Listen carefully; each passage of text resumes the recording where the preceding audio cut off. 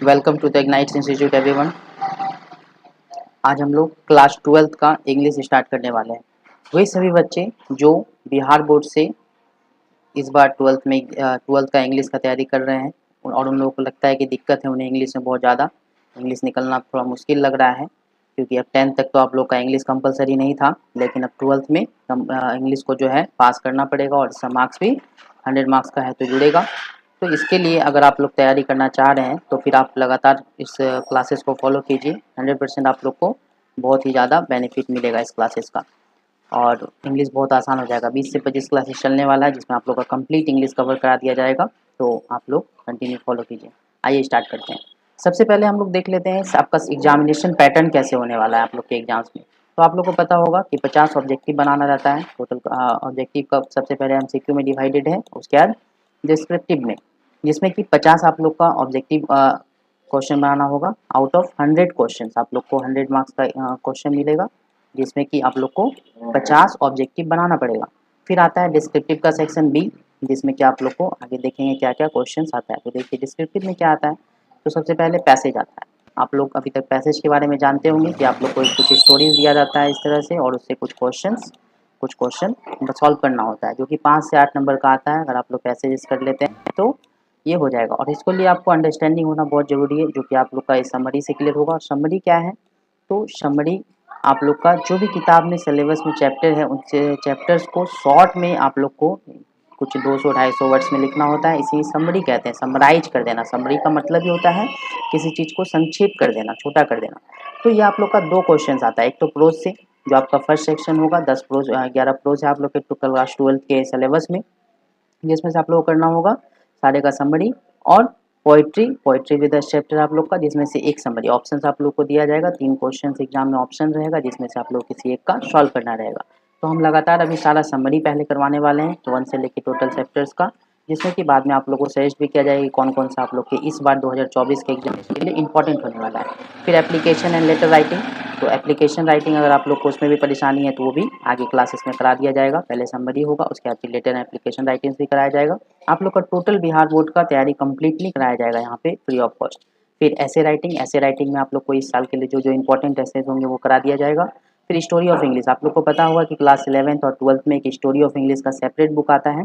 उस बुक से भी आप लोग के एग्जाम्स में कुछ क्वेश्चंस आते हैं, जो कि 5 से 10 नंबर का मार्क्स वेटेज कैरी करता है। तो इसके भी क्वेश्चन आंसर को हम एक क्लास में कम्प्लीटली करा देंगे। फिर आपके बुक से क्वेश्चंस आता है, जिसमें कि आप लोग का 20 क्वेश्चंस रहता है, जिसमें कि आप लोग को 10 बनाना आता है। 10 इंटू 2 ये गलत लिखा गया, आप लोग का 10 क्वेश्चन सॉल्व करना है, जो कि टोटल 20 मार्क्स के लिए होता है। नहीं, आई थिंक इसको हम लोग को देखना पड़ेगा। आई थिंक ये 5 क्वेश्चन ही आता है, जो कि 10 मार्क्स के लिए होता है।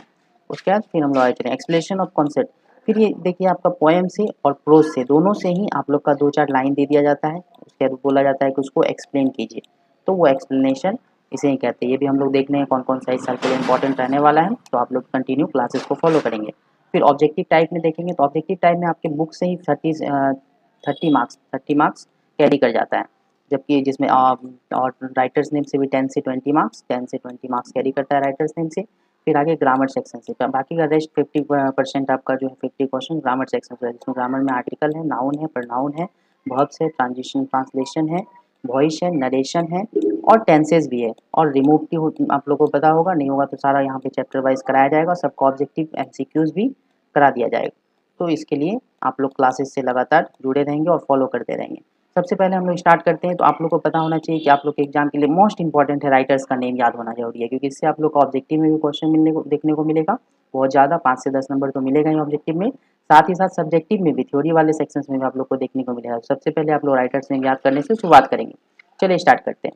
इंडियन सिविलाइजेशन एंड कल्चर के राइटर हैं Mahatma Gandhi. Next, Bharat is my home के राइटर हैं डॉक्टर जाकिर हुसैन। फिर next, a pinch of snuff के राइटर हैं मनोहर मालगांवकर। फिर next, I have a dream के राइटर हैं मार्टिन लूथर किंग जूनियर। फिर next, ideas that have helped mankind के राइटर हैं बर्ट्रैंड रसल। देख लीजिए, अगर आप लोगों को उच्चारण में दिक्कत हो रहा हो तो फिर से मैं बोल दे रहा हूँ, बर्ट्रैंड रसल। और नेक्स्ट आएंगे 6, द आर्टिस्ट के राइटर हैं शिगा नोयाडा। आर्टिस्ट एक बहुत ही अच्छा स्टोरी है, जिसको आप लोग पढ़ेंगे समरी में तो मजा आने वाला है। फिर 7, a child is born by German ग्रेयर। फिर से यहाँ पे राइटर नेम में अगर उच्चारण में दिक्कत होगा तो फिर से मैं बोल दे रहा हूँ, Germaine Greer. Next how free is the press के राइटर हैं Dorothy L Sayers. Next the earth के राइटर हैं एच ई बेट्स। नेक्स्ट देखेंगे India through travellers eye. India through travellers eye के राइटर हैं Pearl S Buck. India through travellers eye के writer हैं Pearl S Buck. Next देखेंगे a marriage proposal 11 नंबर chapter है आप लोग का प्रोज का लास्ट चैप्टर है जिसका राइटर है एंटोन चेखोव। नाम फिर से सुनेंगे एंटोन चेखोव।